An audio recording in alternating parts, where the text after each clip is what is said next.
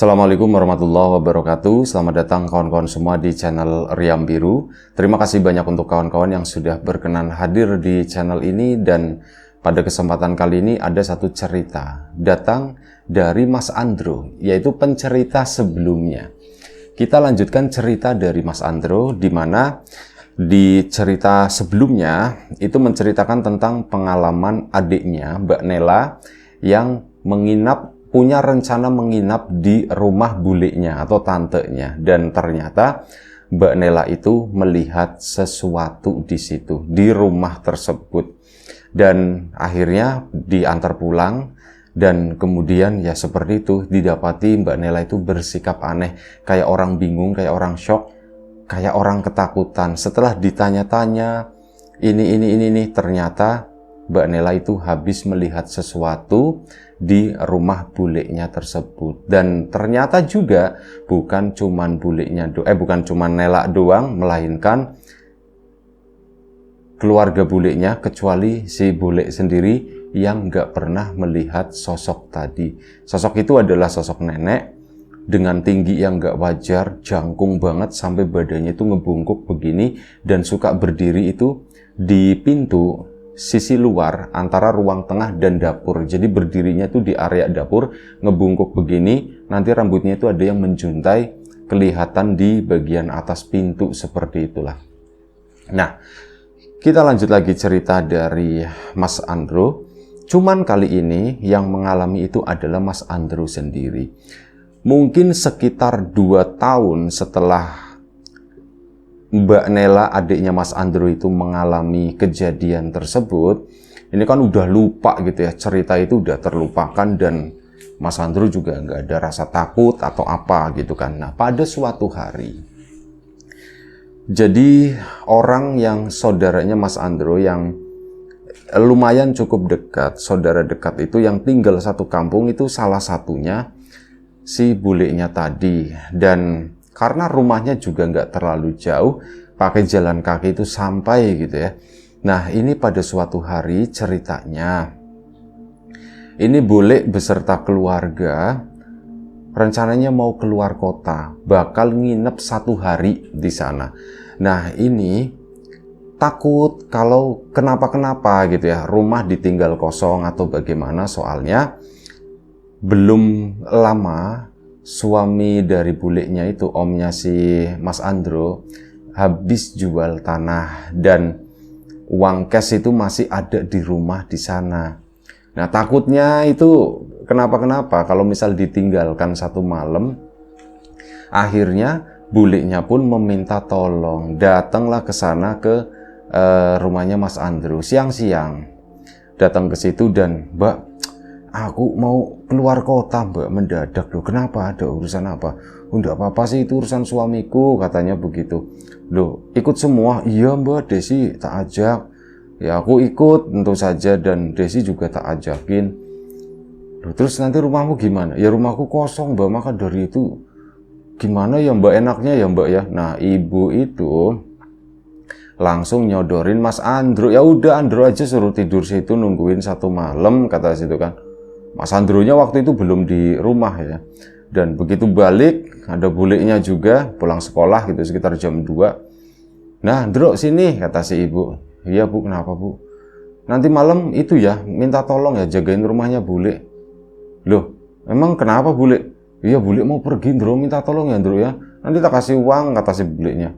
"Oh iya, Bule." Mas Andro pun mengiyakan aja tanpa berpikir panjang atau bagaimana. Kejadian tentang Nela dulu yang pernah melihat itu pun itu udah lupa intinya, sebenarnya udah 2 tahun ya waktu itu ya. Dan akhirnya singkat cerita, malam hari pun tiba. Ya dari sore lah, rencananya Mas Andro ke sana itu selepas maghrib. Udah standby di situ, dan rencana juga Mas Andro kalau misal ada teman-teman mau di situ, ya bulenya malah seneng, jadi rame. Tapi ternyata malam itu Mas Andro kan sore udah melihat ke situ. Bulenya itu udah pergi, udah nggak ada, udah nitipin kunci dan sebagainya. Nah, Mas Andro sore-sore mulai datang ke situ, nyala-nyalain lampu dan sebagainya. Udah selesai tuh nggak terjadi apapun. Bahkan Mas Andrew sendiri nggak ingat pernah ada cerita di rumah itu. Malam hari pun tiba. Nah, kali ini tugas utamanya Mas Andrew. Sekitar jam 7 malam, dia pun bersiap-siap.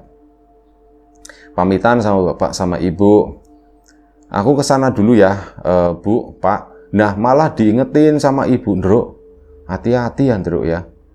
Hati-hati apa, Bu? Yang dulu sih Nela, katanya begitu.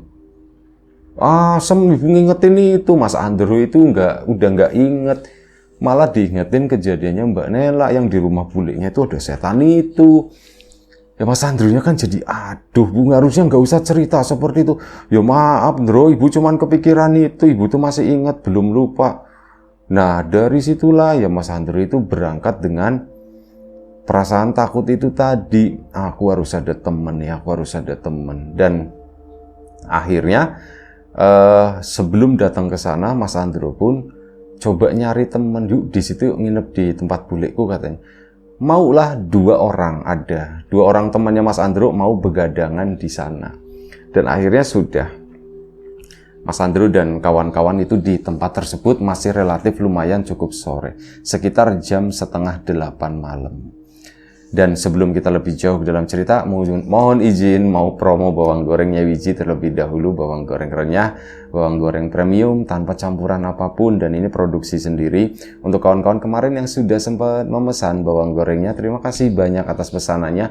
Untuk yang belum memesan, ditunggu pesanannya. Dan untuk kawan-kawan yang sudah mampir di channel Lapak Horor juga terima kasih banyak. Dan ya cukup itu aja, kita lanjutkan cerita dari Mas Andrew tadi. Ngajakin 2 temen. Di situ lumayan cukup ramai. Sekitar jam 8 malam.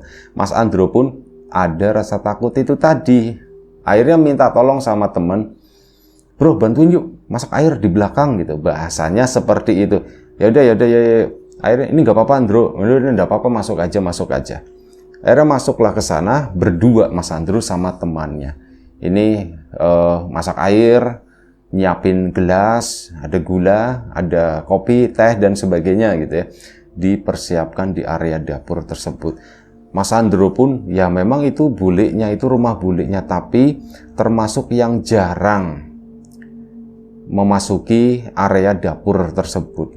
Nah, saat berada di area dapur itu, ya Mas Andrew langsung membayangkan kejadian yang pernah dialami oleh Mbak Nela. Di mana sih? Oh, berdirinya di sini, di sudut ini, ternyata itu yang dibayangkan oleh Mas Andrew itu seperti itu. Singkat cerita, air pun matang, mereka berdua pun keluar lagi dari area dapur tersebut. Lampu dibiarkan menyala, terang gitu kan. Di kamar mandi juga dinyala-nyalain semuanya. Mereka pun ke depan, ngobrol-ngobrol lah waktu itu bersama teman-temannya. Waktu itu nggak terasa. Rasanya itu begitu cepat waktu itu. Tahu-tahu udah jam 10 aja ya. Nah, ini teman-temannya ada yang bilang, "Ndruk, nanti aku jam 12 pulang ya." "Janganlah," kata si Mas Andrew. "Udahlah sampai pagi aja, sampai pagi lu. Aku udah enak sama bapakku, aku udah enak sama ibuku, nanti besok kan sekolah." "Ya ndak apa-apa, tidur aja di sini." "Lah, Ndruk, aku ndak enak, Ndruk." "Oh, ya udah gini aja. Ke rumahmu yuk," katanya. "Ngapain?" "Aku tak ngomong sama bapakmu." "Oh, emang kamu berani?" "Iya, nggak apa-apa," kata si Mas Andrew. Akhirnya beneran pintu dikunci, itu minuman masih ada di sana. Keluarlah mereka karena nggak terlalu jauh dari situ ya, datang aja ke sana. Dan ya waktu itu baru sekitar jam 9, setengah 10-an. Itu ngomonglah ke bapaknya si temannya tersebut. "Pak, ini Pak, si Salim mau tak ajakin nginep di rumahnya ini, bule Tati misalkan." "Nggak apa-apa ya Pak ya, soalnya rumahnya sepi. Aku kalau misal sendirian, serem Pak." "Oh sudah nggak apa-apa," katanya begitu. "Tapi nggak usah yang aneh-aneh," kata si bapaknya. "Iya Pak, nggak Pak, cuman tidur aja kok. Kita cuma tidur." "Oh ya wis. Dapat izin, dapat restu." Yang satunya juga sama dapat restu. Ya wis, mereka bertiga tidur di sana. Nah, Mas Andrew sendiri ya masih ngobrol-ngobrol, pokoknya nanti target tidur itu sekitar jam 12 malam lah. Kita nikmati malam ini sebagai anak muda, intinya kayak gitu. Ngobrol-ngobrol, seru waktu itu. Dan sampai akhirnya tibalah waktu mau istirahat. Hampir jam 12 malam. Ya udah mulai ngantuk temannya si Mas Andro. Aku udah mulai ngantuk, Ndro, gitu kan. Ya udah tidur aja, tapi itu yuk. Ininya dirapiin dulu yuk, kata Mas Andro begitu. Ya udah yuk. Akhirnya dirapiin kan, itu tidurnya di teras di sana. Dan terasnya itu bukan teras yang kebuka, tapi ada sekatnya di samping-samping itu buat nyender. Ini di area dalam situ tuh enak. Dan angin juga nggak terlalu berhembus langsung ke situ ya. Udara sejuk, nyaman, nyamuk juga waktu itu nggak terlalu banyak. Rencana mereka itu tidur di teras tersebut, cuman biar space-nya agak legaan. Nah ini bekas-bekas minum tadi kan mending ditaruh di belakang sana. Akhirnya ditaruhlah. Mas Andro waktu itu berani sendirian, si teman-temannya itu bantuin ngerapiin doang sama ngebersihin tikar dan yang lain. Pikirnya Mas Andro juga, oh ya wis mereka juga ada kegiatan di sini, aku tak kesana sendirian. Masuklah ke situ, ke area dapur, naruh itu tadi bekas minuman. Begitu balik, perasaan memang udah nggak enak dari awal. Begitu balik, itu Mas Andronya langsung teriak-teriak. Dia itu ngelihat sosok itu yang sama beneran. Ini lagi berdiri ngebungkuk di sana dan ngeliatin si Mas Andro sambil nyengir. Nenek-nenek, matanya itu hitam semuanya katanya. Itu kayak gitu, nenek-nenek kurus. Dan dia tentu saja karena ukurannya besar, kepala pun otomatis lebih besar dari ukuran kepala orang normal. Itulah yang dilihat sama Mas Andro. Langsung lari ke depan sana, ngelewatin rambut yang menggantung itu. Langsung larinya tuh bukan ke teman-temannya, tapi larinya ke jalan sana. Ya teman-temannya kan juga shock. Andro, kenapa Andro? Pada bangun, nyamperin si Andro. Oh, nggak apa-apa, kata si Mas Andro begitu. Nggak apa-apa. Oh, kenapa Andro? Kamu lihat ada setan atau bagaimana? Temannya kan longok-longok begini. Itu apa ya Andro? Ya, salah satu dari mereka tuh bilang begitu. Udah jangan dilihatin goblok, kata si Mas Andro-nya begitu. Kenapa Andro? Enggak apa-apa. Nah, temannya itu ngelihat ada rambut yang menggantung di pintu belakang, pintu depan. Ke sana itu tembus, jadi lurus saja gitu. Dari depan itu, dari jalan pun kelihatan. Ini ada yang ngegantung di situ. Itu apa ya Andro ya? Cuman bilang seperti itu. Mas Andronya udah nggak usah dibahas. Kenapa Andro? Mas Andro pun nggak kehabisan pikir. Dia nggak mau teman-temannya itu jadi ketakutan. Akhirnya dia pun ngarang cerita. Aku tadi itu ada kecoa gitu kan. Kecoa Andro. Iya ada kecoa 2 terbang. Nemplok di sini. Ya udah. Kamu kan tahu aku nggak suka sama kecoa. Bahasanya itu bukan aku nggak takut, bukannya aku takut sama kecoa.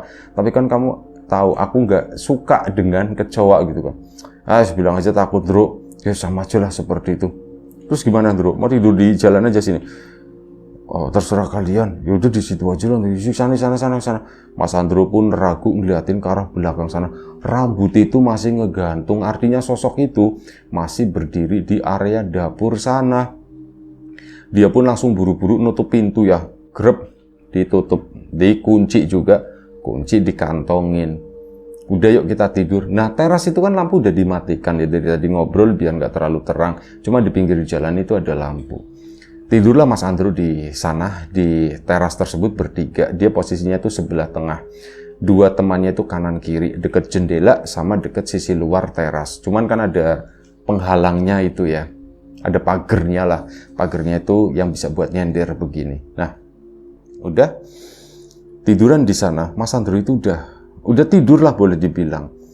Entah jam berapa dia nggak tahu karena nggak punya akses waktu pada saat itu. Jam tangan nggak pakai, handphone juga nggak punya, terus jam dinding di dalam rumah juga nggak kelihatan. Dia itu nggak tahu jam berapa terbangun. Mungkin karena digigit nyamuk atau udara terlalu dingin malam itu. Mas Andro kebangun cuman melek doang dan agak sedikit kaget loh aku di mana ini ya. Posisinya tuh miring. Ada muka temannya, si apa namanya tadi, si Salim gitu.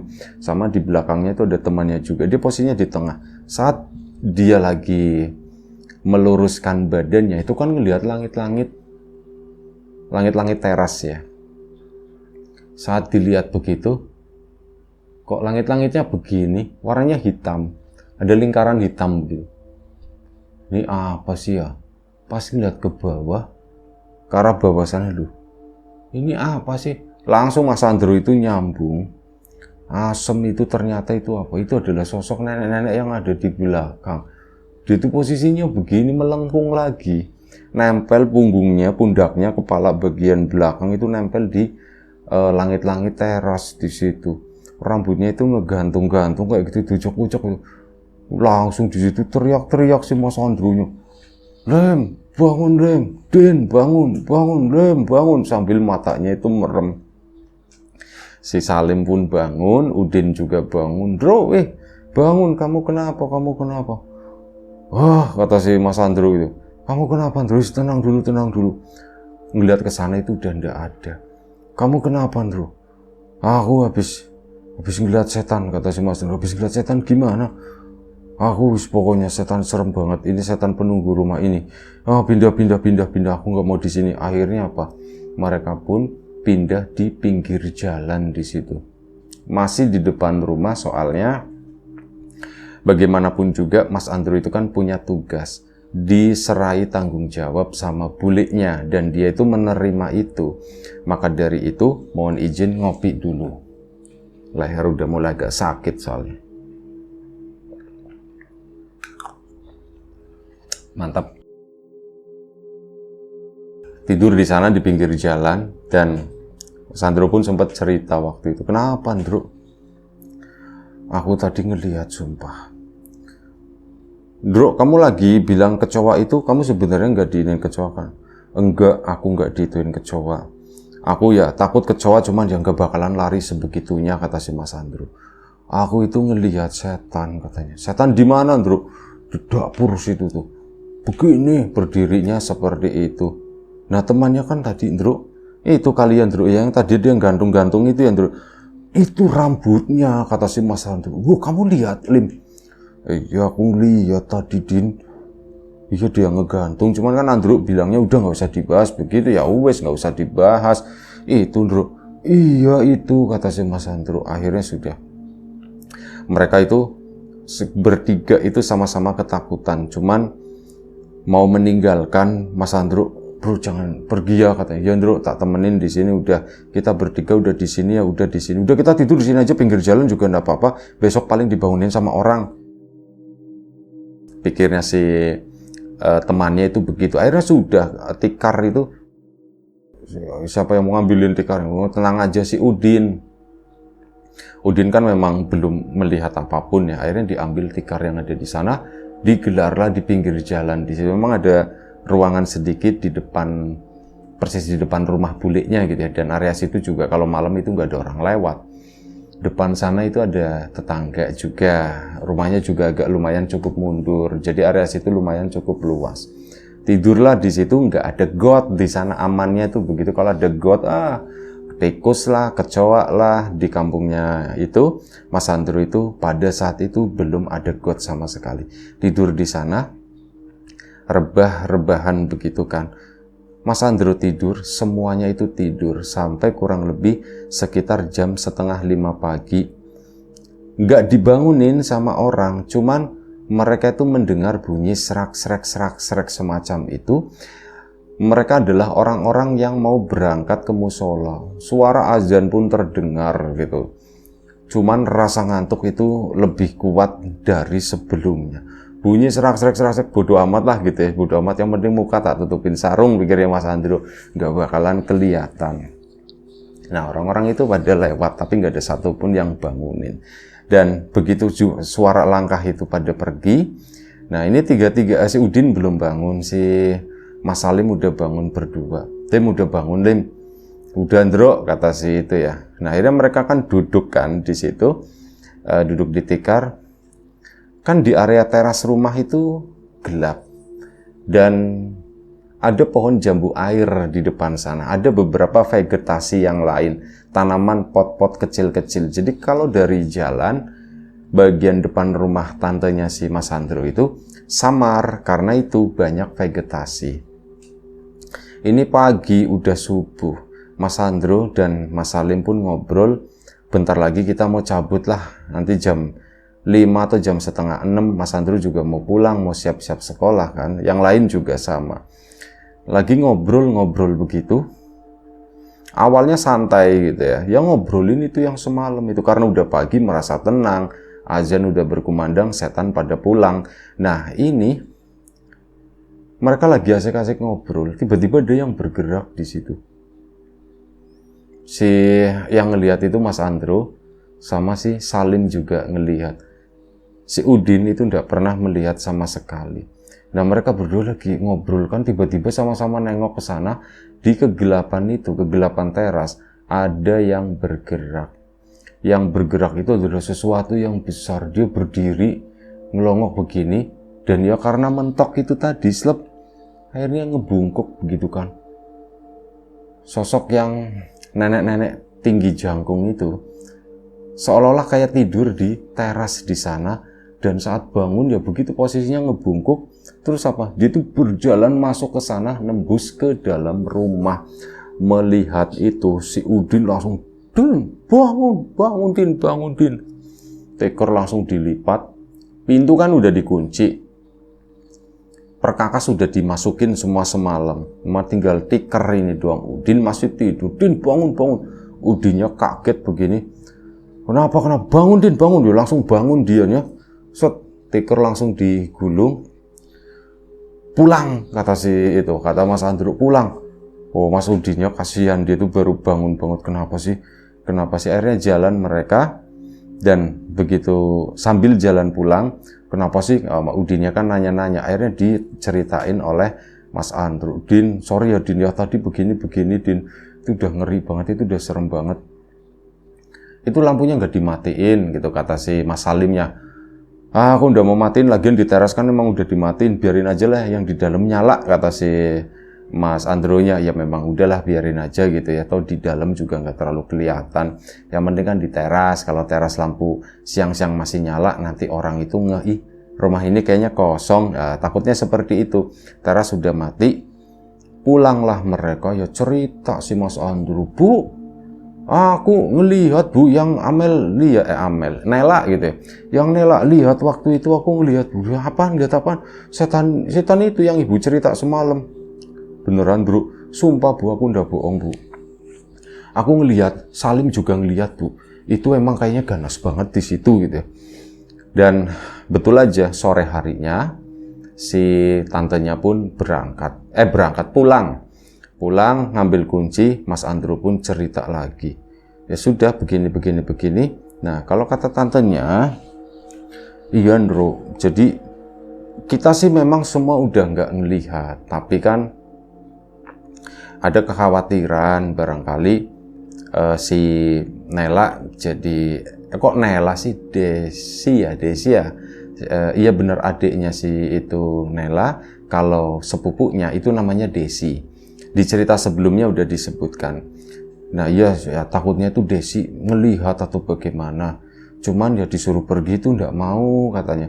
Dia tuh nggak mau mengganggu yang punya rumah itu.